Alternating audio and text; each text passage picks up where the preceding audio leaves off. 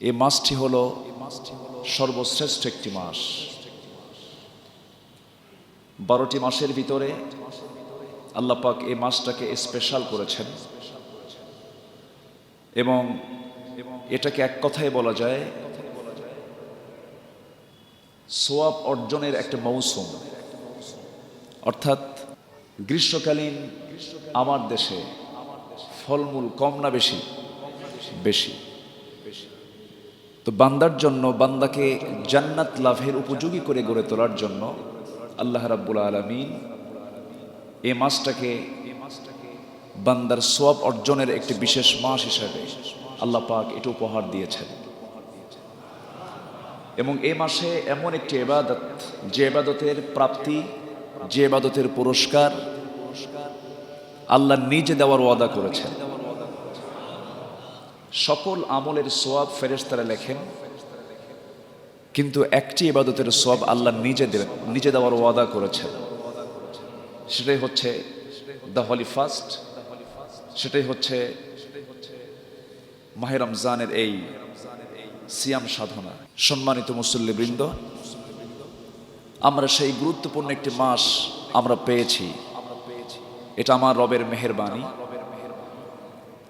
কিন্তু আমরা তো কারো জীবনে 20 বার, কারো জীবনে 30 বার, কারো জীবনে 40 বার, 50 বার মাহে রমজান এসেছে, কিন্তু আমরা আমাদের জীবনের কতটুকু পরিবর্তন করতে পেরেছি, আমাদের চেঞ্জ কতটুকু হলো, এটাই হলো চিন্তার বিষয়। আমরা মাহে রমজান পেয়েছি আমাদের জীবনকে গুণামুক্ত করার জন্য। আল্লাহ চান বান্দা গুণামুক্ত হয়ে যাক, বান্দা জান্নাত লাভের উপযুক্ত হয়ে যাক। সুবহানাল্লাহ। আল্লাহ প্রত্যেক বান্দাকে জান্নাত দিতে চান, কিন্তু বান্দা যদি জান্নাত না পায়, এটা কি বান্দার দোষ না আল্লাহর দোষ? অনেকে কিন্তু চুপ করেছিলেন, বলেন কার দোষ? বান্দার দোষ। শিক্ষক তো ছাত্রকে পড়ায়, সকল শিক্ষকের প্ল্যান হচ্ছে ছাত্র পরীক্ষা দেবে, পরীক্ষায় পাশ করবে। কোনো শিক্ষক চান না যে কোনো ছাত্র ফেল করুক, সব ছাত্রই পাশ করুক, এটা শিক্ষক চান। কিন্তু শিক্ষক কিন্তু এটাও জানেন যে ছাত্র এটা ফেল করবে না পাশ করবে। এটা কি শিক্ষক জানেন না? জানেন। তাহলে এখান থেকে বোঝা গেল যে শিক্ষকের কিন্তু কোনো দোষ নাই। তা আল্লাহ জানেন যে বান্দা কোনটা জান্নাত পাবে, কোনটা জাহান্নাম পাবে, এটা আল্লাহ জানেন। কিন্তু বান্দার জাহান্নাম প্রাপ্তি, এটা বান্দার দোষী হবে। আমাদের মূল টার্গেট হলো আমরা আল্লাহর সন্তুষ্টি হাসিল করতে চাই। কার সন্তুষ্টি? আল্লাহর সন্তুষ্টি। আল্লাহর সন্তুষ্টি হাসিলের জন্য গুরুত্বপূর্ণ একটি মাধ্যম হচ্ছে এই মাসের সিয়াম সাধনা, যার পুরস্কার হলো আল্লাহ বলছেন যদি তুমি সিয়ামের মতো সিয়াম যদি পালন করতে পারো, জান্নাত লাভের যে গুণ দরকার, যে গুণাবলী প্রয়োজন, তার মধ্যে একটা ফার্স্ট গুণ হচ্ছে তুমি মুত্তাকি হতে পারবে। সুবহানাল্লাহ। খুবই পরিচিত একটা আয়াত, খুবই কমন একটা আয়াত। রমজান মাসে এই আয়াতটা না বললে এটা হয়ই না। খুবই কমন, আমাদের ঘরের আয়াত, ঠোঁটের আয়াত। যিনি মুমিন তার এটা মুখস্থ থাকা উচিত। যারা পারেন আমার সঙ্গে ঠোঁট মিলিয়ে বলেন। আল্লাহ রাব্বুল আলামিন বলেন, ইয়া আইয়ুহাল্লাযীনা আমানু কুতিবা আলাইকুমুস সিয়াম কামা কুতিবা আলাল্লাযীনা মিন ক্বাবলিকুম লাআল্লাকুম তাত্তাকুন। ও বিলিভার্স, ও বিশ্বাসীরা, ঈমান যারা এনেছ, ঈমানের দাবিদার যারা, ঈমান যারা বলো আমি ঈমানদার, তোমাদের জন্য সিয়ামকে আমি আইন আকারে পাশ করেছি, ফরজ করেছি বলেন নাই। কুতিবা শব্দ আর ফরিদার ভিতরে তফাৎ আছে। কুতিবা মানে হলো লিখিত আকারে পাশ হয়ে যাওয়া। পৃথিবীতে দু ধরনের সংবিধান চলে, একটা হলো লিখিত সংবিধান, আরেকটা হলো অলিখিত সংবিধান। আল্লাহ রাব্বুল আলামিন এই যে আইনটা পাশ করেছেন, অলিখিত না লিখিত? অলিখিত মজবুত হয় না লিখিত মজবুত হয়? লিখিত মজবুত হয়ে যায়।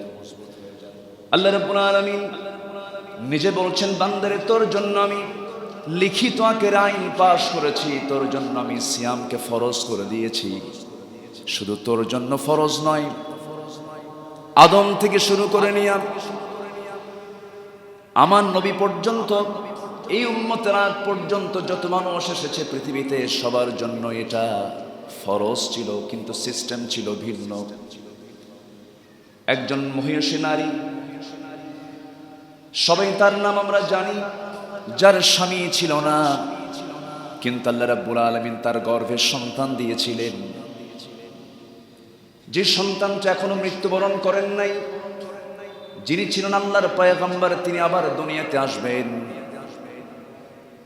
হযরত ঈসা আলাইহিস সালাতু ওয়াস সালামের আম্মা মারিয়াম বিনতে ইমরানকে আল্লাহ রাব্বুল আলামিন লক্ষ্য করে বলছেন, যখন মারিয়াম তোমাকে প্রশ্ন করে ফেলবে এই সন্তানটার পরিচয় কি, এই সন্তানটার পিতার পরিচয় কি, কোনো জবাব না দিয়ে সেই সময় তুমি রোজা পালন করে বলবে, ক্বালাত ইন্নী নাযারতু লিররহমানি সাওমা। তুমি বলবে আমি একজন রোজাদার, আমি কোনো কথা বলতে পারবো না। মানে হলো তার রোজাটা ছিল না কথা বলা। কি? না কথা বলা। শুধু না খেয়ে থাকার নাম যে রোজা তা কিন্তু নয়, কথা না বলাটাও রোজা। কোন কথা? যেটা বাজে কথা। কি কথা? বাজে কথা। শুধু উদরটাকে ফাঁকা করলেই রোজা হয় না, পেটটাকে অভুক্ত রাখলেই রোজা হবে না।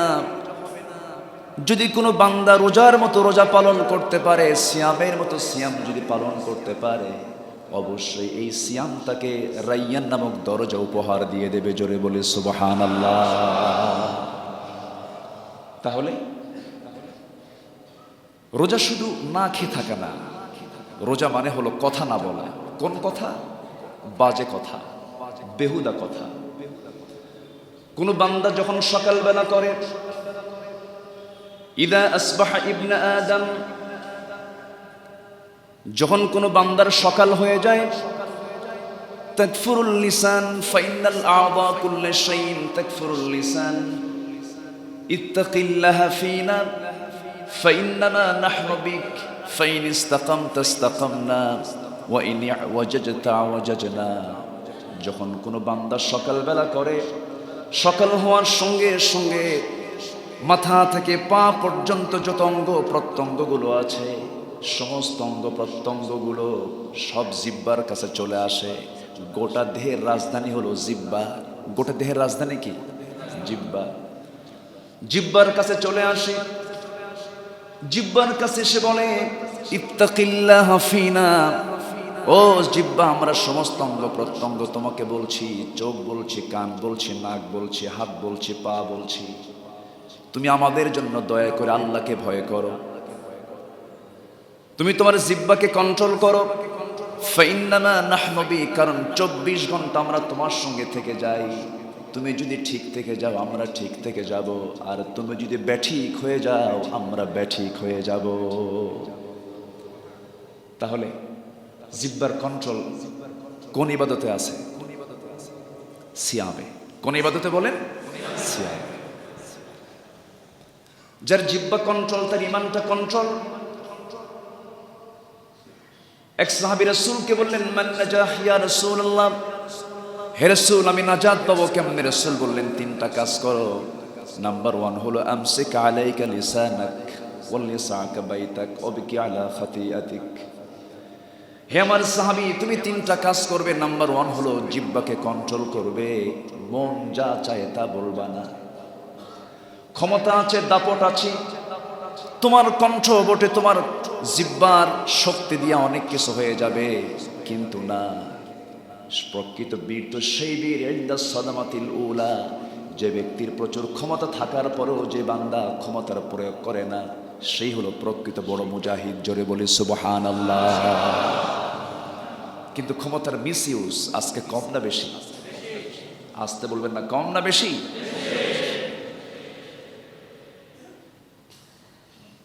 আমি আমাকে দিয়েও বলবো, গোটা পৃথিবীর দ্বিতীয় বৃহত্তম মুসলিম জনপদ বাংলাদেশ, 18 কোটি মুসলিম যে দেশে বসবাস করে, সেই দেশের মুসলমান অধিকাংশ নামাজি না বেনামাজি, রোজাদার না বেরোজাদার, অধিকাংশ সত্যবাদী না মিথ্যাবাদী? আমি কি বললাম? শুধু আপনারা তো বললেন। কিন্তু মুসলমান তেমন হওয়ার কথা ছিল না। মুসলিম মানে নামাজি, মুসলিম মানে রোজাদার, মুসলিম মানে সত্য সাক্ষীদাতা হবে, মুসলিম মানে শ্রেষ্ঠ শ্রেষ্ঠ কাজগুলো সে ব্যক্তি করবে। কারণ আমি হলাম শ্রেষ্ঠ জাতি, আমরা হলাম শ্রেষ্ঠ জাতি, আমরা হলাম শ্রেষ্ঠ উম্মত। আল্লাহ রাব্বুল আলামিন বলেন, কুনতুম খায়রা উম্মাতিন উখরিজাত লিন-নাস তা'মুরুনা বিল মা'রুফি ওয়া তানহাউনা আনিল মুনকার। একই কথা এক জায়গায় বলছেন, ওয়ালতাকুম মিনকুম উম্মাতুন ইয়াদউনা ইলাল খায়র ওয়া ইয়া'মুরুনা বিল মা'রুফি ওয়া ইয়ানহাউনা আনিল মুনকার। তোমরাই হলো শ্রেষ্ঠ জাতি, মানুষের কল্যাণের জন্য পৃথিবীতে পাঠানো হয়েছে। তোমরা কি করবে? সৎ কাজের আদেশ দেবে, অসৎ হয়ে না সৎ হয়ে? সৎ হয়ে। তুমি নিজে সৎ হবে, সতের পথে আদেশ দেবে, সৎ কাজের জন্য অর্ডার করবে, অসৎ কাজের তুমি বাধা দেবে। আর ঈমান আনবে কার উপরে? আল্লাহর উপর ঈমান কিন্তু আগে আনতে বলেন নাই। কিন্তু আমরা তো অসৎ কাজের সঙ্গে সম্পর্ক রেখে আমরা ঈমানের দাবি করছি। আল্লাহ রাব্বুল আলামিন আরেক জায়গায় বলছেন, বান্দা তুই আগে ঈমানদার হবি না, তুই আগে কাফের হ। আগে কি হ? কাফের। হয়তো শুনে আশ্চর্য হচ্ছেন, কাফের হব আবার কেমন করে? কিসের কাফের হব আমি? আল্লাহ রাব্বুল আলামিন বলছেন, ফামান ইয়াকফুর বিত-তাগুতি ওয়া ইউমিন বিল্লাহ ফাকাদ ইসতামসাকা বিল উরওয়াতিল বুসকা লা ইনফিসামা লাহা। জোরে বলি আল্লাহু আকবার। যে ব্যক্তি তাগুতকে অস্বীকার করলো, তাগুত মানে হলো যে নিজে আল্লাহকে মানে না, আল্লাহর বিধানকে মানে না, অন্য কাউকে মানতে দিতে চায় না, মানতে বাধা দেয়, এমন জাতীয় লোক বুঝি বাংলার জমিনে নাই? আসতে বলবেন না, আছে না নাই? এই তাগুতের যে কাফের হবে, ওয়ায়ুমিন বিল্লাহ, এবং ঈমান যে ব্যক্তি আনবে আল্লাহর উপরে। আল্লাহ ঈমান আনতে বললেন না, আগে তাগুতকে অস্বীকার করতে বললেন। তাগুতকে মেনে নিয়ে দুনিয়ার শাসন, দুনিয়ার সমস্ত কর্তৃত্ব, দুনিয়ার সমস্ত মস্তিষ্ক প্রসূত বিধানকে মেনে নিয়া যে ব্যক্তি ঈমান আনবে, সে ঈমান তার ঈমান আনা হবে না, তার পরিচয় হয়ে যাবে মুনাফিক। মুনাফিক কিন্তু আমেরিকায় পাবেন না, মুনাফিক আপনি ইউরোপে পাবেন না, মুনাফিক আপনি কোথায়? যেগুলোতে মুসলমান নাই, যেগুলো দেশে, সেই দেশে কোনো মুনাফিকও, মুসলমান আছে যেখানে মুনাফিক আছে সেখানে। কারণ মুনাফিকের এই গোষ্ঠীটা আসে হলো মুসলিম পরিচয়ে, মুসলিম পরিচয়ে বেশ ধরে সে মুনাফিকই করে। তাহলে মুসলমান আছে যেখানে বেশি, সেখানে মুনাফিক কম না বেশি? বেশি। আমার দেশে মুনাফিক নাই তো? আর আমার দেশে মুনাফিক আছে? আমার ভাইয়েরা, কাফেরকে চেনার জন্য ছোট্ট সূরা দিয়েছেন কাফিরুন। কয় লাইনের সূরা? 3 লাইন। কয়েকটা আয়াতে সূরা কাফিরুন শেষ হয়ে যায়, কিন্তু মুনাফিকুন চেনার জন্য 3 লাইনের সূরা দিলেন না, অনেক বড় একটা সূরা দিয়েছেন। কারণ মুনাফিককে চিনতে গেলে একটু সময় লাগবে। কাফের তো কাফিরই, মুশরিক তো মুশরিক, সহজেই চেনা যায়। কিন্তু মুনাফিক তো ধূর্ত ভাইরাস। যেমন কিছু কিছু ভাইরাস আছে, ধরাও যায় না, রোগটা নির্ণয় করা যায় না। কিন্তু মুনাফিকটা সবচাইতে ধূর্ত ভাইরাস, সহজে চেনা যায় না, তবে বাস্তব সময়ে মুনাফিকের চরিত্র ফুটে ওঠে। ঠিক কি না? ফুটে ওঠে। কাফেরকে চেনার জন্য আল্লাহ রাব্বুল আলামিন ছোট্ট সূরা দিলেন। যারা পারেন সঙ্গে ঠোঁট মিলিয়ে বলুন, কুল ইয়া أيها الكافرون لا أعبد ما تعبدون ولا أنتم عابدون ما أعبد ولا أنا عابد ما عبدتم ولا أنتم عابدون ما أعبد لكم دينكم ولي دين সূরা কাফিরুন শেষ হয়ে গেল। মুনাফিকুন তো অনেক বড় সূরা, তবে মুনাফিকদের কিছু লক্ষণ আছে। সেই লক্ষণের মধ্যে এক নাম্বার ফার্স্ট লক্ষণ হলো ইদা হাদাসা কাদাবা, যখন সে কথা বলে তখন সে হাসা কয় না মিছা কয়, মিথ্যা বলে। আমার বন্ধুগণ, একটা আমল বান্দাকে জান্নাতে নিয়ে যাবে। as-sidqu yunji wal kidhbu yuhlik, সত্য মানুষকে নাজাত দিয়ে দেয়, মিথ্যা মানুষকে ধ্বংস করে ফেলে। যদি কোনো বান্দা মিথ্যা না বলার যদি সিদ্ধান্ত নেয়, আমি আমার ভাষায় বলবো সে হচ্ছে যুগশ্রেষ্ঠ একজন আল্লাহর নিবেদিত বান্দা। জোরে বলি সুবহানাল্লাহ। কিন্তু আমাদের মিথ্যার পরিমাণ কম না বেশি? মোবাইলটা এসে আরো কমছে না বাড়ছে? বাড়ছে। ভাই আপনি কোথায়? আছে বাড্ডায়। আমি তো জাহান্নামের চৌরাস্তায়। এরকম আছে না? একজন মানুষের জীবন যদি আমরা রিসার্চ করতে যাই, আদম থেকে শুরু করে নিয়ে কিয়ামত পর্যন্ত যত মানুষ এসেছে এবং আসবে, কেউ বলতে পারবে না তবে একটা মানুষের জীবনে কৌতুক করে মিথ্যা কথা বলা নাই, তিনি হচ্ছেন আমার নবী মুহাম্মদুর রাসূলুল্লাহ সাল্লাল্লাহু আলাইহি সাল্লাম। আমার ভাইয়েরা, আমার নবীজি কখনো কৌতুক করে মিথ্যা বলেন নাই। নবীজি আর চোখে কখনো তাকান নাই, জীবনে কখনো মিথ্যা বললেন না। আজকে কিছু কিছু মানুষ আছে মনে করেন মিথ্যা বলি তো আমি তাকে ঠকায় দিলাম। আছেন এরকম কিছু লোক? আছে না?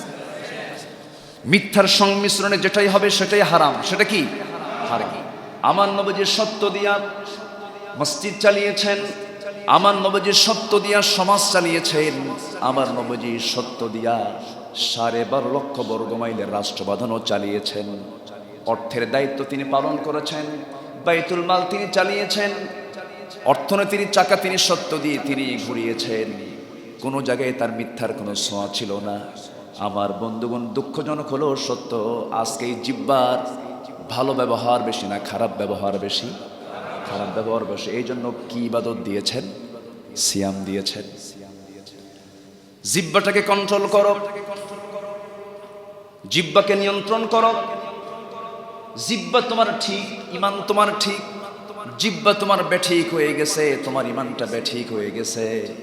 আমার ভাইরা, আমার বন্ধুগণ, আল্লাহ কোনো বান্দাকে অসুস্থ দেখতে চান না। সুস্থ থাকার জন্য, ফিট বডি রাখার জন্য এই সিয়ামটা দিয়েছেন। জোরে বলে সুবহানাল্লাহ। পৃথিবীর সমস্ত ডাক্তার, সম্প্রতি একটা গবেষণা এসেছে, কানাডার একটা হসপিটালে তারা শুরু করেছে এই চিকিৎসা। কিছু কিছু রোগী তাদেরকে একটানা 14 দিন 15 দিন 12 ঘন্টা করে তাদেরকে না খেয়ে রাখে, কোনো খাবার খাওয়া যাবে না। কেন? শরীরে মানুষের অতিরিক্ত কিছু টক্সিন, অর্থাৎ আবর্জনা, এক্সেস কিছু চর্বি জমে যায়। এই জমানো টক্সিনটাকে সরিয়ে ফেলার জন্য একমাত্র অবলম্বন হচ্ছে ফাস্টিং করা, না খেয়ে থাকা। সুবহানাল্লাহ বলবেন না? মানুষকে খেয়ে মরে না না খেয়ে মরে? হ্যাঁ, ভালো করে বলেন। খাইয়া মরে না না খায় মরে? খেয়ে। তো আল্লাহ চাচ্ছেন বান্দা তুমি খাও, কুলু ওয়াশরাবু, খাও পান করো, ওয়ালা তুসরিফু, অপচয় করো না। কিন্তু আমরা খাইও পান করিও, আবার কি করি? অপচয়ও করি। পৃথিবী এই বড় বড় যারা গবেষক, বড় বড় ডাক্তার, আমি গতকালকে একটু পড়েছি, এর উপরে দেখলাম শুধু মুসলমান কেন, পশ্চিমা বিশ্বের বহু বড় বড় ডাক্তাররা বলেছেন তোমার হায়াতকে কি বাড়াতে চাও, বেশি করে রোজা রাখো। জোরে বলে সুবহানাল্লাহ। তোমার গ্যাস্ট্রিক বেশি, আগুনে ফু দিলে আগুন নিভে, আগুনে ফু দিলে আগুন জ্বলে যায়, আবার কি জ্বলে না, ফু দিলে জ্বলে, ফু দিলে নিভে যায়। অনেকে বলেন, ডাক্তাররা বলতেছেন যে বেশিক্ষণ স্টমাককে ফাঁকা রাখলে গ্যাসটা বেড়ে যায়, এরকম বলে। কিন্তু অনেকে এই অজুহাতে অনেকে রোজা রাখেন না, কিন্তু আগুনে ফু দিলে আগুন নিভে, আবার আগুন জ্বলে। আল্লাহ রোজা দিয়েছেন কি আমরা অসুস্থ হয়ে যাই সেজন্য দিয়েছেন? না, সুস্থতার জন্য। যত ফ্যাটি আছে, পেট একটু বড় আছে, শরীরে চর্বি বেড়ে গেছে, এগুলো একটু সাইজ হও। রমজান মাস তো শুধু না খেয়ে থাকার মাস নয়, রমজান মাস হলো বদরের মাস, মক্কা বিজয়ের মাস। সুবহানাল্লাহ। ইসলামের প্রথম যুদ্ধ হয়েছিল, কোন যুদ্ধ? বদর। কোন মাসে? কোন মাসে? রমজান মাস কি শুধু না খেয়ে থাকার মাস, না বদরের মাস? আচ্ছা, বদর দিয়ে শুরু হলো, মক্কা বিজয় দিয়ে আমার নবীজির পরিপূর্ণ যে তার মিশন সফল হলো 10 বছর। কত বছর? তিনি ঢুকলেন মদিনায়, ঢোকার পর 10 বছর যুদ্ধ হলো। যে যুদ্ধটা শুরু হলো রমজান দিয়া। কি দিয়া? রমজান দিয়া। প্রথমবার রোজা ফরজ হলো দ্বিতীয় হিজরিতে। 16টা রোজা রাখলেন। 17তম রমজানের দিন আমার রাসূল বলেন, সাহাবীরা কারা আছো, চলো যুদ্ধে আমরা অবতীর্ণ হই। কেন? লোহিত সাগরের পাশ দিয়ে ঘেসে ঘেসে আবু জেহেল তার বাহিনী নিয়ে বদর নামক প্রান্তরে তারা চলে আসতেছে। আমরা দেরি করব না, চলো আমরা রওনা দিয়ে দিই। সাহাবীরা কি বলেছেন? হুজুর আমরা রোজা আসতে যেতে পারবো না, এরকম বলছেন নাকি? বলেছেন? তারা তো ওই ট্রেনিংই নেন নাই। তারা বলেছেন, ইয়া রাসূলুল্লাহ, না খেয়ে শরীর দুর্বল হতে পারে, কিন্তু আমাদের ঈমানটা মজবুত। বিজয়ের জন্য শরীর মোটা দরকার না, ঈমান মজবুত দরকার। সাহাবীরা মাত্র 16টা রোজা রাখলেন। কি ট্রেনিং তারা তাদের জীবনে অর্জন করলেন। 17তম দিন আমার নবীজি রওনা দিবেন, বদর নামক প্রান্তরে রওনা দিচ্ছেন মদিনার মসজিদ থেকে। সাহাবায়ে কেরামকে ডাক দিয়ে বলছেন, সাহাবীরা কে কে আছো চলো। কারো হাতে তরবারি নাই, খেজুর গাছের ডালটা হাতের মধ্যে নিয়ে খেজুর ডালটা তারা তরবারি বানায় নিলেন। ছোট্ট ছোট্ট বাচ্চাগুলো নবীর সামনে দাঁড়িয়ে বলে, ইয়া রাসূলুল্লাহ, শুনলাম 1000 সৈন্য নিয়ে আবু জেহেল নাকি রওনা দিয়েছে, যদি আপনি আমাদেরকে পারমিশন দিতেন আমরাও যুদ্ধে যেতাম। রাসূল বললেন, কোনো পারমিশন চলবে না, কারণ তোমাদের ফিটনেস নাই, বয়স নাই। অনেকগুলো বাচ্চার ভিতরে বুখারী শরীফের হাদিস, আফরার 2টা ছেলে ছিল, মুআজ। এই ছোট্ট 2টা বাচ্চা নবীর সামনে দাঁড়ায় বলে, ইয়া রাসূলুল্লাহ, ইয়া হাবিবাল্লাহ, কাউকে অনুমতি না দিলেও আমাদের দুজনকে দিবেন কেন? আমরা যুদ্ধে যাব, কাউকে আমরা অ্যাকশনে যাব না, আবু জেহেলকে দুনিয়া থেকে চিরতরে বিদায় করব। আমার নবী আশ্চর্য হয়ে গেলেন। রাসূল বললেন, যুদ্ধ সবার সঙ্গে করবে না, শুধু আবু জেহেলকে কেন তোমরা টার্গেট করেছো? ছোট্ট 2টা বাচ্চা কেঁদে কেঁদে বলে, ইয়া রাসূলুল্লাহ, আমরা শুনেছি আবু জেহেল নাকি আপনাকে সবচেয়ে বেশি কষ্ট দিয়েছে, আপনাকে সবচেয়ে বেশি যন্ত্রণা দিয়েছে, সেই জন্য আমাদের টার্গেট হলো একজন ব্যক্তি। আমার নবীজি বললেন, অনুমতি দিতে পারবো না। বড়জন বলে, হুজুর আমাকে যদি নাও দেন, অন্তত আমি তো ওর চাইতে বড়, আপনি আমাকে অনুমতি দেন। ছোটজন বলে, ইয়া রাসূলুল্লাহ, ও শুধু লম্বায় আমার চাইতে বড়, কিন্তু গায়ের শক্তি, মাসলের শক্তি আমার বেশি। আমার নবীজি একটা মুচকি হাসি মেরে দিলেন। নবীজি দারুণ খুশি হয়ে বললেন, ঠিক আছে, দেখি শক্তি কার বেশি। দুজন মারামারি লাগ, দুজনকে লাগায় দিলেন বিশ্বনবী। কুস্তির এক পর্যায়ে, লড়াইয়ের এক পর্যায়ে বড়জন ছোটজনকে নিচে ফেলে দিয়েছে। ছোটজন চোখ টিপে মেরে কানের মধ্যে মুখ ঢুকায় দিয়ে বলছে, ভাই তুই আমার চাইতে বয়সে বড়, লম্বায় বড়, আমি কি তোর সঙ্গে পারি নাকি? কোন মাসে? কোন মাসে? আমার নবী যে দৃশ্যগুলো দেখতেছেন, একদিকে হাসেন, আরেকদিকে আমার নবীর চোখের কোনা বেয়ে টপ টপ করে পানি পড়ে, আর বলছেন, আল্লাহ এদের গায়ের শক্তি নাই, কিন্তু ইমানের জোরটা আছে। বড়জন গায়ের শক্তি একটু কমায় দিল। ছোটজন বুকের উপরে বসে রাসূলের দিকে তাকায় তাকায় বলছে, ইয়া রাসূলুল্লাহ, এই যে দেখেন, ওর শুধু লম্বায় বড়, গায়ের শক্তি আমার বেশ, আমি ওর উপরে উঠে বসে আছি।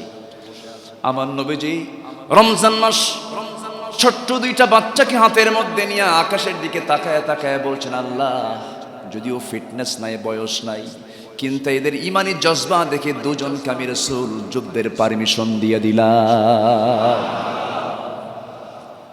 আমার নবীজি যাবেন, সাহাবে কেরামকে ডাক দিয়ে বললেন, সাহাবীরা, আমরা যে যাচ্ছি, কিন্তু যেই জায়গায় যাচ্ছি সেই জায়গায় তো না খেয়ে থাকলে পরে আমরা পারবো না, শক্তি সঞ্চয় করা দরকার।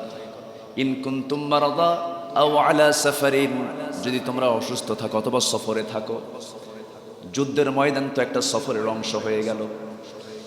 আমার আল্লাহ তাআলা হুকুম হলো, তুমি যদি অসুস্থ হও, তুমি যদি ইমার্জেন্সি যদি কোনো রোগী হয়ে যাও, তোমার জন্য সিয়ামের কোনো প্রয়োজন হবে না। ফাইদ্দাতুম মিন আইয়ামিন উখার, পরবর্তীতে এই সংখ্যাটা তুমি পূরণ করে নিয়ে নিবা। এই কথা বলে আমার নবীজি বলে দিলেন, ও সাহাবীরা, আমরা যে জায়গায় আজকে আমরা অবতীর্ণ হতে যাচ্ছি সেই জায়গায় যেতে গেলে শক্তির প্রয়োজন আছে, রোজাটা আমরা পরও পালন করতে পারবো। এই কথা বলার সঙ্গে সঙ্গে কিছু কিছু সাহাবীরা বলছেন, ইয়া রাসূলুল্লাহ, রোজাও রাখবো, যুদ্ধ করব। রাসূল বললেন, না, আজকের এই অস্তিত্বের লড়াইয়ে অবশ্যই শক্তি সঞ্চয় করা দরকার, কেউ রোজা ভাঙে না। আমার নবীজি সাহাবে কেরামকে সামনে রেখে এই রমজান মাসের দিনের বেলা তিনি পানি পান করে রোজাটা ভেঙে ফেললেন। রোজা রাখাও ফরজ, প্রয়োজন বিশেষে রোজা ভাঙ্গাও ফরজ। আমার নবীজি ভেঙে নিলেন, সব সাহাবী রোজা ভেঙে ফেললেন। বদর নামক প্রান্তরে আমার নবীজি অবতীর্ণ হলেন। নিজের চোখে বদর প্রান্তর আমি দেখতে পেয়েছি, আমি গিয়েছিলাম। 14 জন সাহাবী ইতিহাসের সাক্ষী বহন করে সেই জায়গায় তারা শুয়ে আছেন। কোন মাসে শাহাদত বরণ করেছেন? তাহলে শহীদের মাস কোনটা? যুদ্ধের মাস কোনটা? আর সেই বদর যুদ্ধে মুসলমান পরাজিত না বিজয়ী? বিজয়ের মাস কোনটা? রমজান। সব কিছুর মূল কেন্দ্র হলো রমজান। সেই বদর নামক প্রান্তরে আমার নবীজি 313 জন, মোটামুটি 313 জন সাহাবী নিয়ে রোজা ভেঙে ফেলে 17তম রমজানের দিন আমার নবীজি সামনে গিয়ে যখন দাঁড়ালেন, আমি নিজের চোখে দেখেছি সেই জায়গায় পাহাড় কিছু আছে, বালুর পাহাড়। সেই বালুর ভিতরে সাহাবে কেরামদের হাঁটু পর্যন্ত গেড়ে যায়। বলছেন, ইয়া রাসূলুল্লাহি, আমরা আসলাম আল্লাহর পথে সংগ্রাম করতে, আমাদের পা গুলো যদি গেড়ে যায় যুদ্ধ কেমন করে করব? ইয়া রাসূলুল্লাহ, আপনি একটু দোয়া করে দেন। ওইদিকে কাফের মুশরিকরা, আবু জেহেলের দলের লোকেরা যে জায়গায় দাঁড়ানো ছিল সেই জায়গাটা ছিল আঠাল মাটির জায়গা। ওয়ালাকাদ নাসরাকুমুল্লাহু বিবাদরিন ওয়া আনতুম আদিল্লা, আমি আল্লাহ তোমাদেরকে বদরের প্রান্তরে হাজার হাজার ফেরেশতা পাঠিয়ে দিয়ে সহযোগিতা করেছি। আকাশ থেকে বৃষ্টি নাজিল হয়ে গেল। বৃষ্টি যখন পড়তে লাগলো, বালুর উপরে যখন বৃষ্টি পড়ে বালুটা কাদা হয় না শক্ত হয়? শক্ত হয়ে গেল। আঠাল মাটির উপরে যখন পানি পড়ে তখন কি হয়? পিচ্ছিল হয়ে গেল। ঘোড়ার পাও পিছলে যায়, তাদের পা গুলো পিছলে গেল। মুসলমানদের ভিতরে মেন্টাল স্যাটিসফ্যাকশন চলে আসলো, রিফ্রেশ তারা হয়ে গেলেন। বৃষ্টি হয়ে গেল, সাহায্য নাজিল হয়ে গেল। ছোট্ট দুইটা বাচ্চার সামনে দাঁড়ায় একজন সাহাবীকে ডাক দিয়ে বলছে, ও চাচা, সামনে তো দেখতেছি বহু কাফির মুশরিক, আমরা সবার সঙ্গে লড়াই করতে আসি নাই, রমজান মাস এসেছি, আমাদের মূল লক্ষ্য একজন আছে, কে? আবু জেহেলটাকে একটু দেখায় দাও তো। মুআজের কথা শুনে ওই সাহাবী আশ্চর্য হয়ে বলছে, কি করবা? আমরা কাউকে দুনিয়া থেকে আমরা বিদায় করতে চাই না, ওই আবু জেহেলটাকে দুনিয়া থেকে বিদায় করতে চাই। এই ছোট্ট দুইটা বাচ্চা সাহাবীকে প্রশ্ন করা মাত্রই সাহাবী নখ উঁচিয়ে বলছো, সন্তানরা চেয়ে দেখো, ঘোড়ার পিঠে বসে আছে, মাথায় পাগড়িও আছে, যুদ্ধের পোশাক পরে বসে আছে ঘোড়ার পিঠে, দুই পা ছেড়ে দিয়ে, ওটাই হলো আবু জেহেল। বলতে দেরি হলো, যেতে দেরি হলো না, সিংহের মতো গর্জন দিয়া বাজ পাখির মতো উড়ন্ত হয়ে সামনে গিয়ে তারা দাঁড়ালো, কৌশল অবলম্বন করলো। তারা টের পেল না এটা কোন গ্রুপের সদস্য, ছোট্ট মানুষ, তারা তোয়াক্কা করলো না। ছোট্ট দুইটা বাচ্চা, ছোট্ট দুইটা তরবারি নিয়া, কোন মাসে বলেন? মনে আছে আপনাদের সব কথাগুলো? রমজান মাসে। এই ছোট্ট দুইটা বাচ্চা আবু জেহেলের দুই পাশে, তারা দুই কোনায় পজিশন নিয়ে দাঁড়ায় গেছে। দুজন একসঙ্গে আল্লাহু আকবার রাব্বাকা ফাকাব্বির, আল্লাহু আকবার তাকবীর ধ্বনিতে আকাশ বাতাস মুখরিত করে ছোট্ট তরবারি দিয়া সর্বশক্তি নিয়োগ করে আবু জেহেলের দুই পায়ে দুজন সজোর আঘাত করলো। ওই আবু জেহেল ঘোড়ার পিঠ থেকে ধরাশয়ী হয়ে জমিনে পড়ে গেল, আর কোমর সোজা করে দাঁড়াতে পারে নাই। আবু জেহেল দুনিয়া থেকে বিদায় হয়ে গেল। একটা ইতিহাস আমরা শিখে নেই, একটা শিক্ষা আমরা এখান থেকে অর্জন করি। এত বড় পাওয়ারফুল নেতাকে শিশুর হাতে দুনিয়া থেকে বিদায় করে দিলেন কে? ফেরাউন কিন্তু জানতো না তার মৃত্যু হবে কিছুক্ষণ পর, এক সেকেন্ড আগেও কিন্তু জানতো না। পানিতে চুবায়া মারছেন কে? কে মেরেছেন? নমরুদ জানতো না যে আমার এমন করুণ মৃত্যু হবে।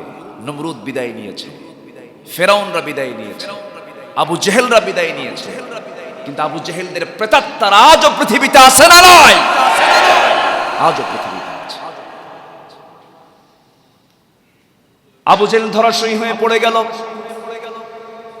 সঙ্গে সঙ্গে আবু জেহেলের পক্ষের লোকেরা ছোট্ট দুইটা বাচ্চাকে টার্গেট করে ফেলেছে, বিশেষ করে বড়জনকে টার্গেট করে ফেলে পিছন থেকে একজন এসে বড় ভাই মাঝের ডান হাত আঘাত করলো। যখন তরবারি ছিটকে পড়লো, এক আঘাতে তার হাতটা চামড়ার সঙ্গে ঝুলতে লাগলো। তরবারি ঝনঝন করে পড়ে যায়। যুদ্ধ চালাবেন কেমনে? দৌড় মেরে গিয়া বাম হাতে তরবারি উঠায় নিলে। সাহস হারাচ্ছেন না, বাম হাতে তরবারি উঠায় নিয়া যুদ্ধ করতে নিয়ে, তরবারি চালাতে নিয়ে ডান হাতের ঝুলন্ত হাতটা এসে বাম হাতে ধাক্কা খায়। যুদ্ধ করতে ডিস্টার্ব হয় মনে করে ডান হাতটা বাম পায়ের তলে রেখে এমন জোরে টান মারলেন, হাতটা ছিটকে পড়ে গেল। যুদ্ধ আবার চালাতে লাগলেন। কিছুক্ষণ পরে সে আরেকজন কাফের এসে বাম হাতে যখন আঘাত করেছে, বাম হাতটাও ছিটকে পড়ে গেল। অসহায়ের মতো ইতিমের মতো সামনে দাঁড়ানো একজন কাফের এসে মস্তকটা উড়াইয়া দিল, গর্দানটা পড়ে গেল। দুনিয়া থেকে বিদায় হয়ে দুনিয়ার সমস্ত রোজাদারকে লক্ষ্য করে বলছেন, ইমানদারকে লক্ষ্য করে বলছেন, মুত্তাকি হতে চাও? আমার এই যে জীবন দিলাম, জীবন দেওয়ার মধ্য দিয়ে তোমরা রোজার প্রকৃত শিক্ষা তোমরা এখান থেকে অর্জন করে নাও। জোরে বলি সুবহানাল্লাহ। সম্মানিত ভাইয়েরা, সেই মাহে রমজান আমরা পেয়েছি, বলি আলহামদুলিল্লাহ। জীবনকে আমরা সাজাবো, জীবনকে কি করব? সাজাবো জান্নাতের উপযোগী করে গড়ে তোলার জন্য। জোরে বলি ইনশাআল্লাহ। ভিন্ন ধর্মের মানুষের দ্বারা ইসলামের যতটুকু না ক্ষতি হয়, নিজের ধর্মের যারা মুনাফিক তাদের দ্বারা ইসলাম মুসলমানদের সবচেয়ে বড় বেশি ক্ষতি হয়। এই ধরনের এই কিসমের কিছু লোক আছে না নাই? তিনটা কাজ পৃথিবীতে অসম্ভব। তার মধ্যে একটা হলো হাতিকে কোলে বসানো। হাতিকে কোলে বসানো যায়? মানুষ পারবে? পিঁপড়ার মুখে লিপস্টিক লাগানো, লিপস্টিক লাগাতে পারবো? আর মুনাফিককে মানুষ বানানো। মুনাফিক কখনো মানুষ হয় না। মুনাফিক আছে না নাই? আমরা মুনাফিকের কাতারে যাব না। জোরে বলি ইনশাআল্লাহ। আল্লাহ রাব্বুল আলামিন কাফেরের জন্য জাহান্নাম রেখেছেন, মুশরিকের জন্য জাহান্নাম রেখেছেন, কিন্তু মুনাফিকদেরকে আল্লাহ রাব্বুল আলামিন এত বড় ঘৃণা করেছেন। একটা বিল্ডিং যখন গড়ে ওঠে, ভিত ছাড়া বিল্ডিং হয় না। জাহান্নামটা উদ্বোধন হবে, আল্লাহ রাব্বুল আলামিন বলছেন কাফের দিয়ে নয়, মুশরিক দিয়ে নয়, জাহান্নামটা আমি আল্লাহ উদ্বোধন করব মুনাফিক দিয়া। রাসূলকে কষ্ট দিয়েছে কাফের মুশরিক বেশি না মুনাফিকরা বেশি? মুনাফিকরা রাসূলকে সবচেয়ে বেশি কষ্ট দিয়েছে। ক্রাইসিস পিরিয়ডে এসে ওদের মুখোশ উন্মোচন হয়ে গেছে। এই জন্য মুনাফিকি চাল থেকে আল্লাহ আমাদের সবাইকে হেফাজত করুন। তাহলে মুনাফিকের একটা আলামত বলেছি। মুনাফিক কথা বলে, কি কথা বলে? কি কথা বলে? মিথ্যা ছেড়ে দিয়ে আমরা সত্যবাদী হব। এটা হচ্ছে মাহে রমজানের 1 নম্বর কাজ। কয় নম্বর কাজ? ধৈর্যশীল হব। অনেকে রোজা থাকে, বিকালবেলা মেজাজটা খারাপ হয়ে যায়, আবার বলে ভাই রোজা আছে, রোজা না থাকলে বুঝাই দিতাম। এরকম আছে না? আবার এই মাস হচ্ছে বিশেষ প্রশিক্ষণের মাস। আমার দেশে এমন কিছু ভাই আছে যারা বিড়ি খায়, যে টাকায় ওই টাকা দিয়ে একটা পরিবার চলবে। এরকম বিড়ি খাওয়ার লোক তো বাংলাদেশে নেই। আছে? লোক আছে? আল্লাহ বলছেন বিড়ি খাস না, এই অপচয়গুলো করিস না।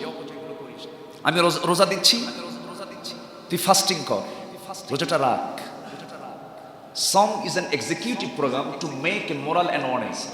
এটা এমন একটা প্রোগ্রাম, এটা এমন একটা ইবাদত, একটা মানুষকে নৈতিকতার মানকে যে কোথায় নিয়ে যায়, চূড়ান্ত শিখরে পৌঁছে দেয় মাহে রমজান। জোরে বলি সুবহানাল্লাহ।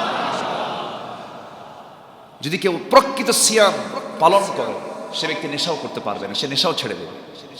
কিন্তু কি যে হয়, যারা বিড়ি খান, রোজাটা রাখার পর সারাদিন বিড়ির কোনো চিন্তা নাই, ইফতার করে মুদিখানার দোকানের সামনে গেলেই টলু ভাই, ঝন্টু ভাই, বিড়িটা দাও, কেমন যেন লাগতেছে। তাহলে এই যে আমার বদভ্যাসটা থেকেই গেল, তাহলে কি আমি কি রোজা থেকে কোনো ট্রেনিং নিতে পেরেছি? আসতে বলবেন না পেরেছি। আমরা এটাকে ছোট পাপ মনে করব না, কোনো পাপকে ছোট মনে করা যাবে না। যে ব্যক্তি কোনো পাপকে ছোট মনে করে, তার দ্বারা বড় পাপ হওয়ার সম্ভাবনা আছে না নাই? কোনো পাপকে ছোট পাপ মনে করা যাবে না। সকল পাপ কি পাপ মনে করতে হবে, যেটি অপছন্দনীয় সেটাই গুনাহ। রাসূলের জীবনে যেগুলো নাই সেগুলো আমাদের জীবনে আনা যাবে না। তবে হ্যাঁ, বড় বড় পাপগুলোকে আমরা বর্জন করব। তার মধ্যে একটা বড় পাপ হলো মুনাফিকি করা। মুনাফিকি বাদ দেব, জোরে বলি ইনশাআল্লাহ। ওয়াইদা তুমিনা খানা, মুনাফিকের আরেকটা আলামত হলো যখন তার সামনে কোন আমানত রাখা হয়, আমানতের খেয়ানত করে। এমন লোক তো বাংলার জমিনে নাই, জমি পর্যন্ত থাকে না।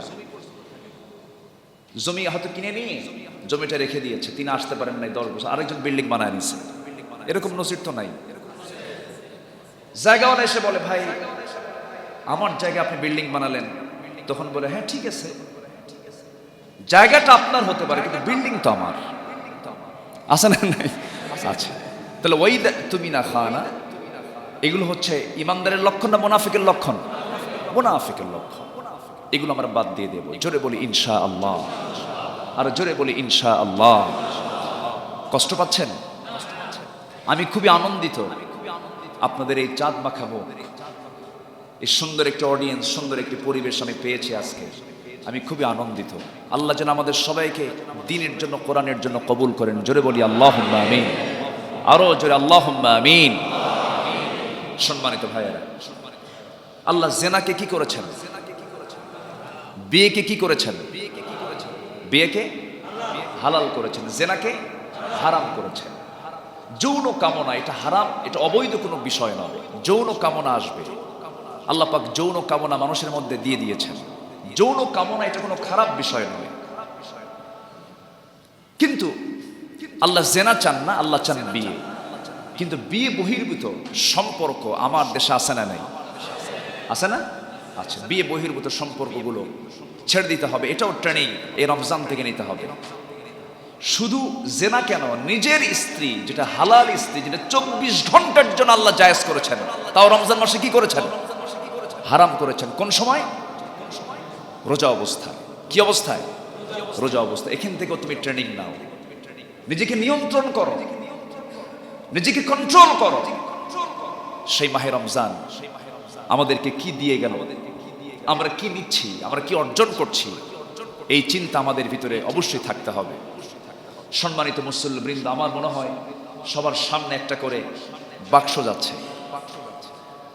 আমি শুনেছি আলহাজ হাসান উদ্দিন সাহেব অত্যন্ত একজন মানবিক এবং সামাজিক ব্যক্তিত্ব সম্পন্ন একজন ব্যক্তি। আলহামদুলিল্লাহ, দিয়ে এই যে মসজিদের যে একটা চিত্র আমরা দেখতে পাচ্ছি, একটা অমূল, একটা সুন্দর পরিবর্তন। আমি ঢুকি ভাবতেছি আমি কি মদিনায় আসলাম নাকি।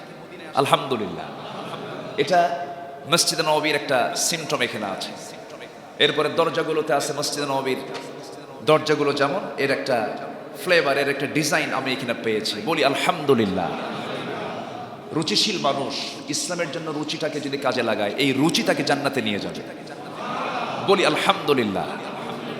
আমার মনে হয় কমিশনার সাহেব আসছেন, বাপ বেটা আলহামদুলিল্লাহ, ছেলেও এসেছেন আলহামদুলিল্লাহ।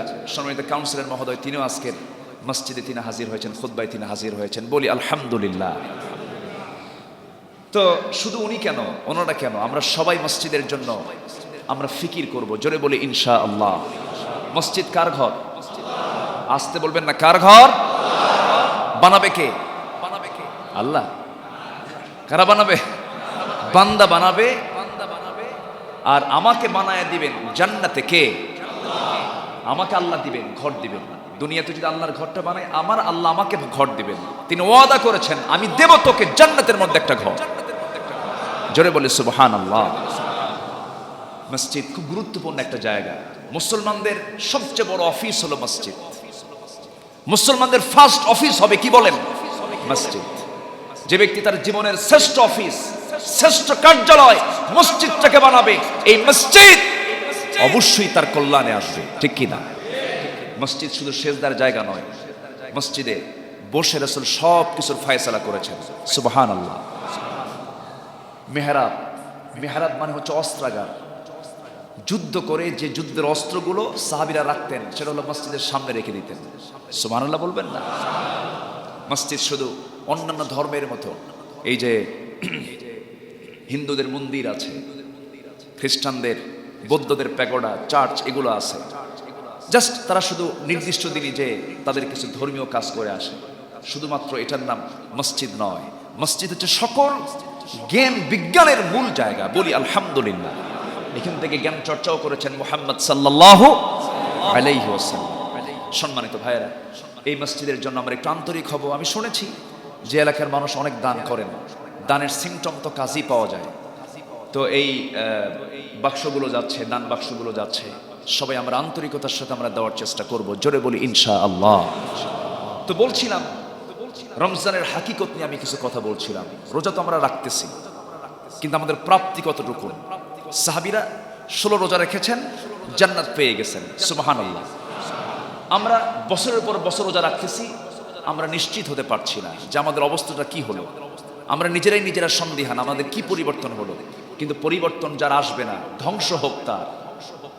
মারাত্মক কথা কিন্তু রাসূল বলেছেন, রাসূলকে বলা হলো ধ্বংস হোক তার যে ব্যক্তি মাহে রমজান পেল, নিজের জীবনের গুনাহ মাফ করে নিতে পারলো না, তারা ধ্বংস হয়ে যাক। রাসূল বলেন আমিন। অতি প্রসিদ্ধ একটা হাদিস আমরা শুনেছি।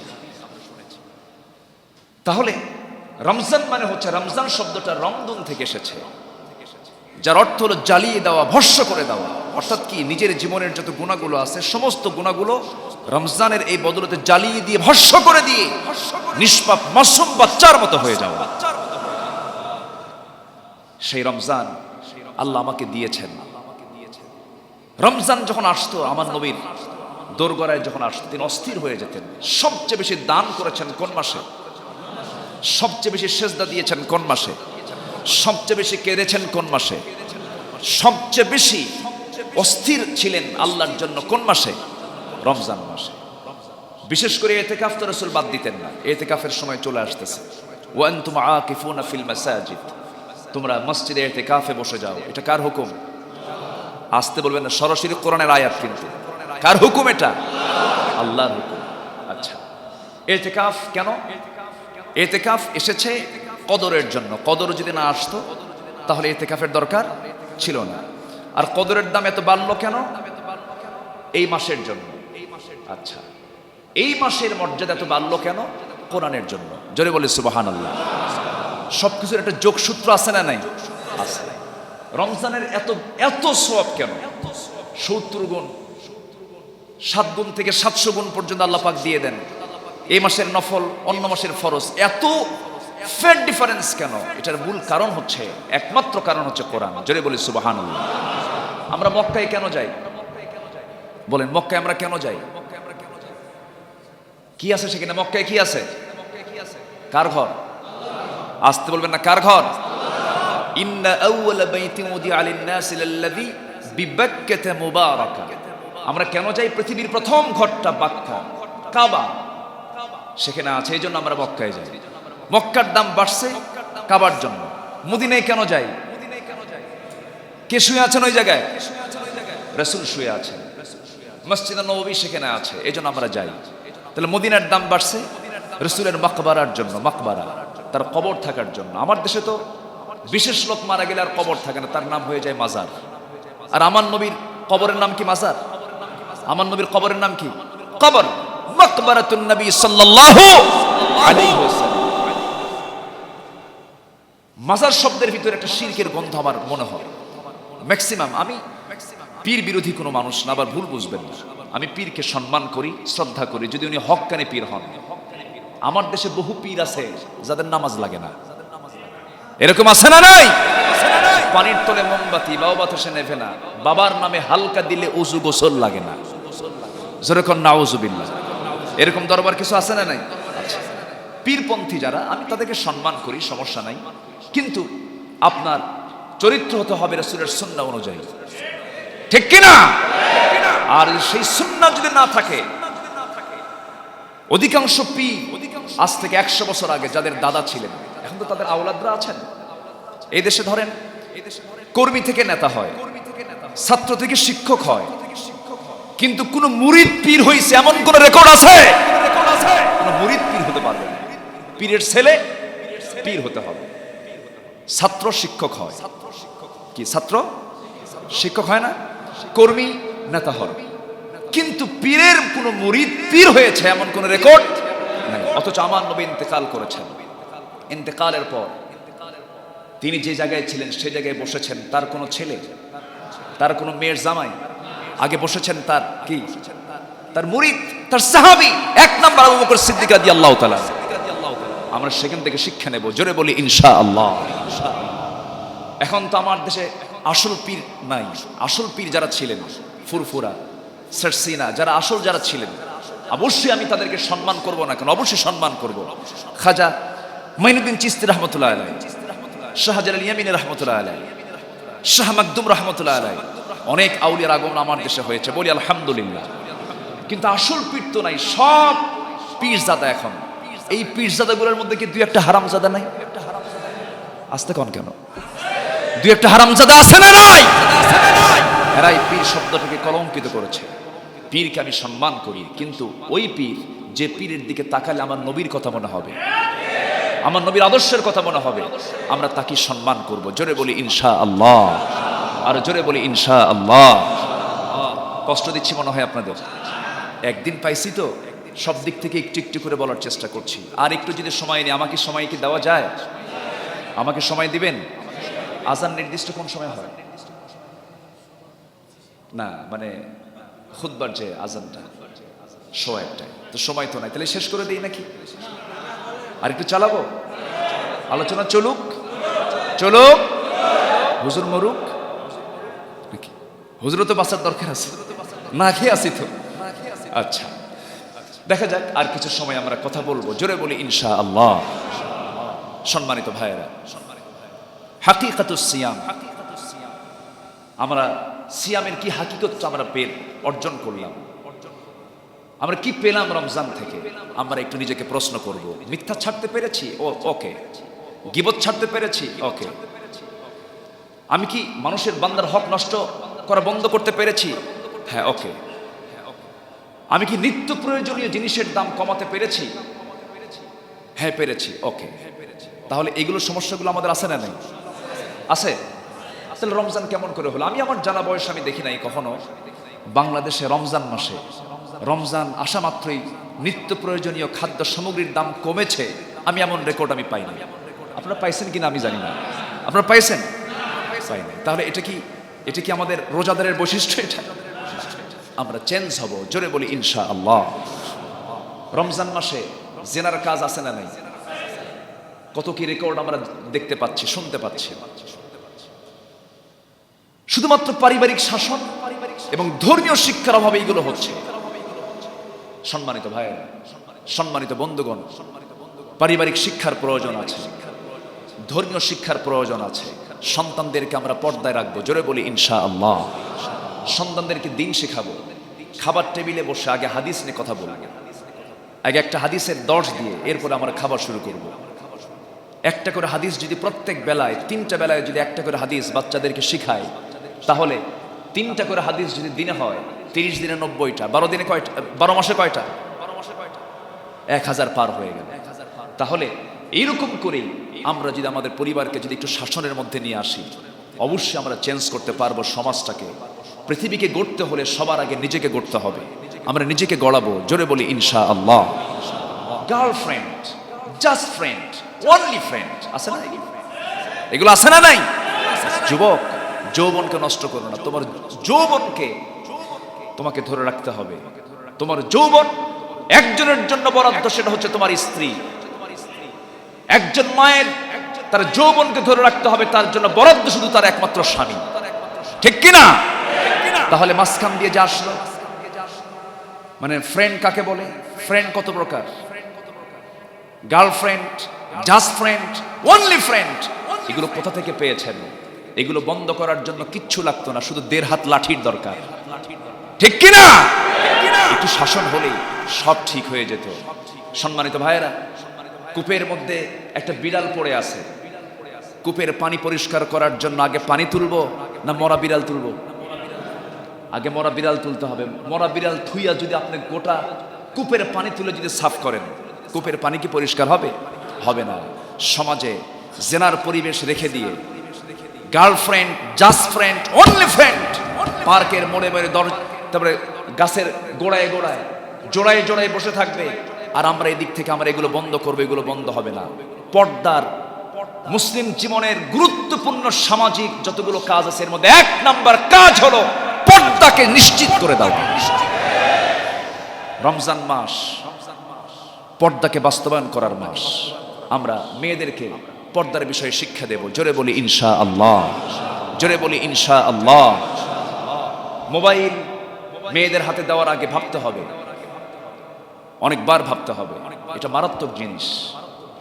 খুব ভেবেচিন্তে সন্তানকে আপনাকে শিখাবেন, বুঝাবেন, বলবেন মিস কল মারা যাবে না।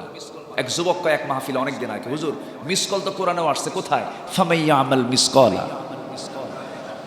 বুঝলেন তো? বিষয়টা হলো এই সমস্ত নোংরামিগুলো সব বন্ধ করতে হবে। যুবকরা, তুমি যুবক, তুমি যদি ঠিক থাকো, যুবকরা পারে পৃথিবীকে গড়তে, পৃথিবীকে ভাঙতে। যুব সমাজকে রাসূল সবচেয়ে পছন্দ করতেন, কম না বেশি? বেশি। যুবকরা এগিয়ে আসো ইসলামের দিকে, এগিয়ে আসো কোরআনের দিকে, এগিয়ে আসুন সুন্দর চরিত্র নিয়ে। সুন্দর চরিত্রই পারে জান্নাতের দরজা পেতে। বলি আলহামদুলিল্লাহ। পৃথিবীতে যত আমল আছে, সমস্ত আমলের মধ্যে শ্রেষ্ঠ আমল হলো সুন্দর চরিত্র। সুন্দর চরিত্র একদিকে, পৃথিবীর সমস্ত নফল ইবাদত একদিকে। এই সুন্দর চরিত্র ওজনটা ভারী হয়ে তাকে জান্নাতে ঢুকায় দেবে। সুন্দর চরিত্র আমরা অর্জন করব। জোরে বলি ইনশাআল্লাহ। সম্মানিত ভাইয়েরা, সম্মানিত উপস্থিতি, মুনাফিকের আলামত কয়েকটা বলেছিলাম। 1 নম্বর আলামত আমি কি বলেছি? যখন সে কথা বলে কি বলে? নাম্বার 2 হলো আমানতের খেয়ানত করে। আমানতের খেয়ানত করা যাবে না। আমার নবীজি এরকম করে একদিন বয়ান করছেন সাহাবায়ে কেরামকে নিয়ে। ওয়াজ করতে করতে মাঝে মাঝে তিনি ওয়াজ শুনতেন। আবার রাসূল তো খুব মজার মানুষ ছিল। কিছু কিছু লোক আছে শুধু বলে, শোনে না। আসেন এরকম কিছু লোক আছে না, খালি ওয়াজ করে, খালি বলে, কারো মুখ থেকে কিছু শুনবে না। রাসূল তা না, রাসূল বলতেন, শুনতেন। যদি কেউ শুরু করতো, তার কথা না শেষ হওয়া পর্যন্ত তিনি কোনো কথা বলতেন না। শেষ করেছো তুমি? হ্যাঁ, এখন আমি বলি। এরপর তিনি রাসূল বলতেন। কি বিনম্র আচরণ! সুবহানাল্লাহ বলবেন না? এক সাহাবী রাসূলকে বলতেছে, হুজুর আজকে আমি কিছু ওয়াজ করি। কি ওয়াজ? ওয়াজটা হলো, আমি তো আপনার সামনে আর কি ওয়াজ করবো, জাহেলি যুগের কিছু ওয়াজ আছে। কি ওয়াজ বলো? আমি যখন আমি ইসলাম পাইনি, দিন যখন পাইনি, আমি একটা মূর্তিকে খুব সম্মান করতাম, নিজের হাতে বানাইছি। কাঠ কি বলে, ওই মাটি দিয়ে সুন্দর করে প্রস্তুত করে বানাইছে আমার দেবতা। তো আমি যখন যেখানে যেতাম, এই মূর্তিটাকে সাথে করে আমি লালন করে নিয়ে চলে যেতাম। ভাবতাম এটাই ভাগ্যের প্রতীক। সাহাবীরা সবাই শুনতেছে কথাগুলো। এরপরে আমি একদিন লম্বা সফরে বের হলাম। লম্বা সফরে যেতে নিয়ে হঠাৎ করে দেখি আমার প্রকৃতির চাপ আসলো। হাজত সারার জন্য এখন আমি এই আমার সম্মানজনক দেবতা কোথায় রাখি, কোথায় রেখে যাই? ওকে তো সাথে নিয়ে গেলে বেয়াদবি হয়ে যায়। আমি আস্তে করে একটা উঁচু একটা জায়গা, উঁচু টিলার উপরে রেখে আমি আড়ালে চলে গেলাম। শৌচকার্য কমপ্লিট করে এসে দেখি, ইয়া রাসূলুল্লাহ, আমার সেই দেবতার আপদ মস্তক মাথা থেকে পা পর্যন্ত পানি দিয়ে ভেজা। তো ভাবলাম এই বুঝি রহমতের পানি। রহমতের পানি মনে করে জিব্বার একটা চাটন মারলাম, লেহন দিলাম। এক লেহনে দেখি আমতা আমতা গন্ধ। সামনের দিকে চায়ের দেখি কুত্তা লেজ গুটায়া যায়। আমার নবীজি মুস্কি মুস্কি হাসি মারল। আমার নবীজি মুস্কি মুস্কি হাসি মেরে বললেন, সাহাবী এরপরে ওয়াজ কি বলো? রাসূল তাবাসসুম হাসতেন, মুস্কি মুস্কি হাসি দিলেন। সাহাবীর একটু আওয়াজ দিয়ে হাসলেন। আমার নবীজি বলেন, সাহাবী এরপরে কি হলো? তিনি বলছেন ইয়া রাসূলুল্লাহ, কি এরপরে করলাম কি? আমার ভিতরে প্রচন্ড রাগ সৃষ্টি হয়ে গেল, কারণ আমি তো মানুষ, আমার মধ্যে আল্লাহ পাক বিবেক দিয়েছেন। বিবেক হলো পৃথিবীর সবচেয়ে বড় রাডার। যে বিবেকটাকে নিরপেক্ষ রাখতে পারবে সেই ঈমানের পথ খুঁজে পেয়ে যাবে। আমার বিবেক বলল, এই মূর্তিটাকে কত সম্মান করলাম, শ্রদ্ধা করলাম, আর সেই মূর্তি যদি, সেই দেবতায় যদি তার নিজের অস্তিত্ব কেটে রক্ষা না করতে পারে, সে আমার কেমন করে রব হবে? আমার সমস্ত গায়ের শক্তি এক জায়গায় করে হাতের মধ্যে মূর্তিটাকে নিয়ে এমন জোর আছাড় মারলাম, এক আছাড়ে ভেঙে টুকরো করে ফেলে এমন রব আপনার মাধ্যমে খুঁজে পেয়েছে, যিনি বিশাল আকাশের মালিক, মহান রব্বুল আলামিন। আমার নবী যেমন করে মাঝে মাঝে ওয়াজ শুনতেন, ওয়াজ করতেন। একদিন বললেন, সাহাবীরা শোনো, আমি আমাদের আগের যুগের কিছু মানুষের কিছু কথা বলতে চাই। বনি ইসরাঈলদের ভিতরে 3টা যুবক ছিল। সেই 3টা যুবক তারা করলো কি, কোন একটা লম্বা সফরে তারা বের হয়েছিল, হঠাৎ করে প্রচন্ড ঝড়, সেই ঝড়ের কবলে পড়ে তারা করলো কি, যখন ঝড় দেখতে পেল, তারা একটা পাহাড়ি গুহার সামনে পেল। সেই পাহাড়ি গুহার মধ্যে তারা আশ্রয় নিল। পাহাড়ি গুহার মধ্যে আশ্রয় নিয়া কিছুক্ষণ চলে যেতে না যেতেই প্রচন্ড ঝড়, গভীর খুব ঘন বৃষ্টি। সেই ঘন বৃষ্টিতে হলো কি, উপর থেকে একটা বড় ওজনের পাথর এসে ওই গুহার মুখে আটকে গেল। ওই পাথর সরানোর মতো কোনো শক্তি কারো ছিল না। নিশ্চিত মৃত্যু, মৃত্যু ছাড়া কোনো উপায় তাদের ছিল না। সেই সময় তারা করলো কি, 3জন ভয়ভীত হয়ে আল্লাহর প্রতি তাওয়াক্কুল রেখে 3জন 3 দিকে বসে আল্লাহর দরবারে গুহার মধ্যে থেকে দোয়া করে। একজন যুবক দোয়া করছে, আল্লাহ, জীবনে তেমন কোন আমল করতে পারি নাই, তবে একটা আমলের কথা আমার মনে আছে। সে আমলটা হলো, আমার অধীনে একজন কর্মচারী একটা দিন কাজ করেছিল, একজন লেবার। সেই লেবারটা কাজ করতে নিয়ে সকাল থেকে সন্ধ্যা পর্যন্ত কাজ করলো। আমার কাছে সে তার প্রাপ্তি চাওয়ার জন্য আসলো। সেই শ্রমিককে আমি সেই দিন দিতে না পেরে বললাম, আগামীকালকে আসো, আগামীকালকে তোমার এই পাওনাটা দিয়ে দেব। কিন্তু পরের দিন সে আসে নাই। পরের দিন তার কোনো খোঁজ খবর ছিল না। দীর্ঘদিন চলে গেল।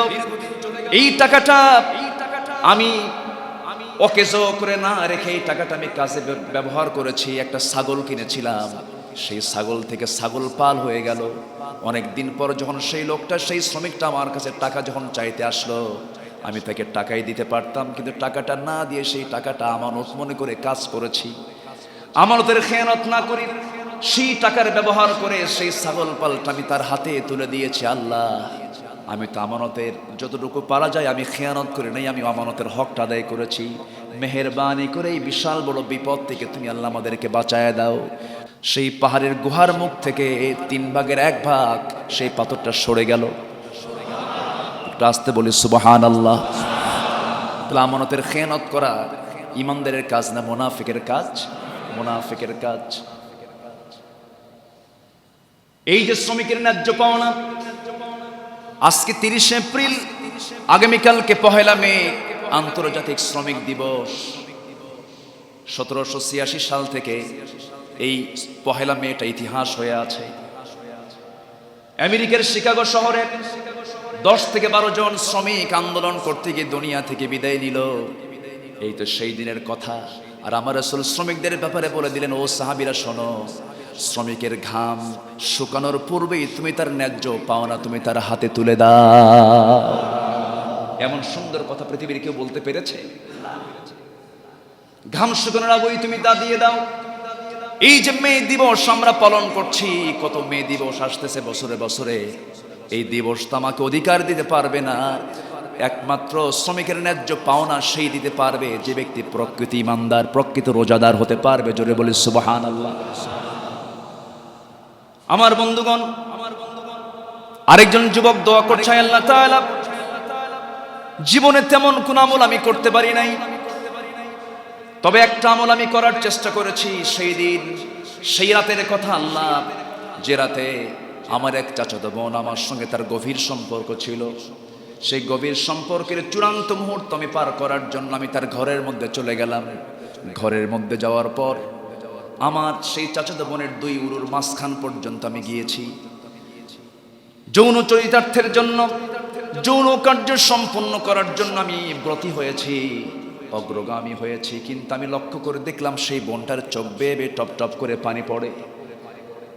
বোনের চোখের পানি দেখে বললাম, বোন তুমি কান্দো কেন? বোনটা বলছে, ভাই রে, আমার চোখে পানি আসছে এই জন্য, হয়তো তুমি ভাবতেছো শুধু আমি জানি আর তুমি জানো, কিন্তু তুমি কি এটা ভুলে গেছো এই দুইজনের মাঝে একজন বড় সাক্ষী, তিনি হচ্ছেন আল্লাহ রাব্বুল আলামিন।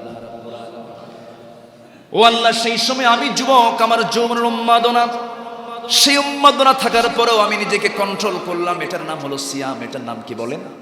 সিয়াম। আমি নিজেকে কন্ট্রোল করলাম, বিরত রাখলাম, নিজেকে কন্ট্রোল করে আমি করলাম কি, সেই জায়গা থেকে আমার নিজের চরিত্রকে সুন্দর রাখার জন্য, কলঙ্ক মুক্ত করার জন্য সেই জায়গা থেকে আমি ব্যাক করেছি। আল্লাহ তুমি কি সমারের সওয়াব দিবা না? মেহেরবানি করে ওই রাতের ওই ভালো কাজের বদৌলতে তোমার কাছে মাফ চাচ্ছি, এই বড় বিপদ থেকে তুমি আল্লাহ আমাদের বাঁচাইয়া দাও। 3 ভাগের 2 ভাগ পাথরটা মুখ থেকে সরে গেল। তৃতীয় যুবক দোয়া করায়, আল্লাহ তাআলা, জীবনে তেমন কোন আমল করতে পারি নাই, তবে একটা আমল করার চেষ্টা করেছি, সেটা হলো গভীর রাত আমি বাড়িতে ফিরেছি, আমার স্ত্রী আমার জন্য গামছা দিল, আমার জন্য বদনা গায়ে দিল। আমি সুন্দর করে শরীরটাকে ধুয়ে মুছে সাফ করে নিয়ে বসলাম। ফ্রেশ 1 গ্লাস দুধ আমার সামনে আমার স্ত্রী খেতে বলল, সঙ্গে সঙ্গে মার কথা মনে হয়ে গেল। আমি নিজে পান করলাম না, মেয়েটা বলে বাবা আমি দুধ পান করব, মেয়েটাকেও দিলাম না, নিজেও পান করলাম না। মার দরজার দিকে আমি তাকালাম, মার দরজার দিকে তাকায় দরজা খুলে দেখি মা ঘুমের ভিতরে। আমি মাকে ডাক দিলাম না, মার শিওরে আস্তে করে আমি দাঁড়িয়ে থাকলাম যতক্ষণ না মার ঘুম না ভাঙ্গে। মার যখন ঘুমটা ভেঙে গেল, মার শিওরে আমি দাঁড়ানো। মা বলছে, বাজান রে, গ্লাস হাতে নিয়ে তুই দাঁড়ায় দাঁড়ায় এখানে কি করিস? সেই সময় বলেছি, ও আল্লাহ, আমি আমার মাকে লক্ষ্য করে বলেছি, মা তুমি কত রাত কত দিন আমার জন্য এত সেবা করেছো, একটা রাত তো কোনো কিছুই না মা, আমি তোমাকে 1 গ্লাস দুধ পান করাতে চাই। আমি আমার নিজের হাতে ওই মা কি আমার সন্তানের মতো, সন্তানের চাইতে বেশি দাম দিয়া কোলের মধ্যে নিয়ে আমি তাকে 1 গ্লাস দুধ আমি তাকে পান করিয়েছি। আমার মা দারুণ খুশি হয়েছে, আমার মাকে আমি খুশি করতে পেরেছি অন্তত একটা রাত। আল্লাহ মেহেরবানি করে এতটুকুন সওয়াব তোমার পক্ষ থেকে যদি আমি পেয়ে থাকি, এই বড় বিপদ থেকে তুমি আল্লাহ আমাকে বাঁচায় দাও। সঙ্গে সঙ্গে ওই পাহাড়িয়া গুহার মুখ থেকে সম্পূর্ণ পাথর সরে গেল। 3 জন ওই যুবক সেই বিশাল বিপদ থেকে মুক্ত হয়ে তাদের বাড়ির দিকে ফিরে গেল। জোরে বলে সুবহানাল্লাহ। কয়টা শিক্ষা আমরা পেলাম? আসতে বলবেন না, কয়টা শিক্ষা পেলাম? 1 নম্বর হলো আমানতের খেয়ানত করা যাবে না, যা মুনাফিকের লক্ষণ। নাম্বার 2 হলো ইমানদার কখনো যৌবনকে কখনো বিপদে নিয়ে যাবে না, খারাপ দিকে নিয়ে যাবে না। এটাও একজন ফাসিকের কাজ, জালিমের কাজ, এগুলো করতে পারে না। নাম্বার 3 হলো পিতামাতা একটা গুরুত্বপূর্ণ অপশন, পিতামাতা একটা গুরুত্বপূর্ণ অফিস। সেকেন্ড অফিস হচ্ছে পিতামাতা। আল্লাহ রাব্বুল আলামিন বনী ইসরাঈলের মধ্যে সুন্দর করে 14 দফার মধ্যে যত কথা বলেছেন, এর মধ্যে 1 নম্বর দফা দিয়েছেন, ওয়াকাদা রাব্বুকা আল্লা তা'বুদু ইল্লা ইয়্যাহু ওয়া বিল ওয়ালিদাইনি ইহসানা। পিতামাতার সঙ্গে আমরা সুন্দর আচরণ করব ইনশাআল্লাহ। বলি, জোরে বলি ইনশাআল্লাহ। সবার রুম আমাদের বাড়িতে আছে, সবচেয়ে আগে রুম হতে হবে কার? বলেন, কার রুমটা আগে দরকার? পিতামাতার। কিন্তু আমাদের তো রুম থাকে, বেডরুম থাকে না, ড্রয়িং রুম, কমন রুম, আর কি রুম থাকে? প্যারেন্টস রুম আছে কোথাও? পিতামাতার রুম বলতে এরকম থাকে না। এরকমও আছে, আমরা গুরুত্ব দেই না, আমরা অবহেলার চোখে দেখি। এতটুকু বাপ মা চান না। বাপ মা চান একটা মিষ্টি হাসি, সুন্দর আচরণ। বলি আলহামদুলিল্লাহ, জোরে বলি আলহামদুলিল্লাহ। আমরা তাদের সঙ্গে সুন্দর আচরণ করব, জোরে বলি ইনশাআল্লাহ। যৌবনকে কন্ট্রোল করব, জোরে বলি ইনশাআল্লাহ। একটা হত্যা যে কত বড় অপরাধ, এটা যদি বুঝতো মানুষ, আল্লাহ তাআলার কত শক্ত বাণী। যে ব্যক্তি কোনো মানুষকে হত্যা করলো, হত্যার প্ররোচনা দিল, হত্যা সে যেন নিহত হয়ে যায়, মরে যায়, এই জাতীয় পথে যে মানুষকে চাপিয়ে দিল, ফাকাতালান নাস জামিআ, সে যেন গোটা পৃথিবীর মানুষকে সে মেরে ফেলল। যেরকম নাউযুবিল্লাহ। তাহলে একটা মানুষের জীবনের দাম আল্লাহর কাছে কম না বেশি? কম না বেশি? একটা মানুষের দাম কত? সে মানুষ আজকে মানুষকে হত্যা করছে। ইসলাম তিনটা বিষয় মাফ করতে দেন, মাফ করতে জানে না। তিনটা বিষয় আল্লাহ তাআলা হার্ড লাইনে গেছেন। একটা হচ্ছে আন-নাফসু বিন-নাফসি, জীবন যে ব্যক্তি একজনের নিয়ে নেবে তার জীবনটাও নিয়ে নিতে হবে। কিসাস, কুতিবা আলাইকুমুল কিসাস, সিয়ামের যেখানে হুকুম আসছে সেখানে কিসাসের হুকুম আসছে। এরপর আরেকটা হচ্ছে যদি কেউ জিনার কাজে লিপ্ত হয়, আন-নাফসু বিন-নাফসি। এরপরে হচ্ছে যদি কেউ জিনার কাজে লিপ্ত হয়, আর আল মুফারিকু লিল জামাত, যে ব্যক্তি মুরতাদ হয়ে যাবে, দিন গ্রহণ করে দিন থেকে যে বিচ্ছিন্ন হয়ে পড়বে। ইসলাম এই তিনটি ব্যাপারে নরম না শক্ত? নরম না শক্ত? এই তিনটি মহাপাপের শাস্তি ইসলাম দুনিয়াতেই তাদেরকে হত্যার অর্ডার দিয়েছে। এটা কিন্তু আমার কথা না। কার কথা? আসতে বলবেন না, কার কথা? এই জন্য এই জিনার কাজকে বন্ধ করার জন্য অবশ্যই সামাজিকভাবে, আমাদের পারিবারিকভাবে পর্দার ব্যাপারে আমরা নরম হব না কঠোর হব? বলেন, নরম হব না কঠোর হব? কঠোর হব। এটাও মাহে রমজানের অন্যতম একটা শিক্ষা। আল্লাহ তুমি আমাদের সবাইকে বোঝার তৌফিক দিয়ে দাও। জোরে বলি আল্লাহুম্মা আমিন। হাদা মা ইনদি ওয়াল ইলমু ইনদাল্লাহ। সুবহানাকাল্লাহুম্মা আশহাদু আল্লা ইলাহা ইল্লা আনতা আস্তাগফিরুকা ওয়া আতুবু ইলাইক।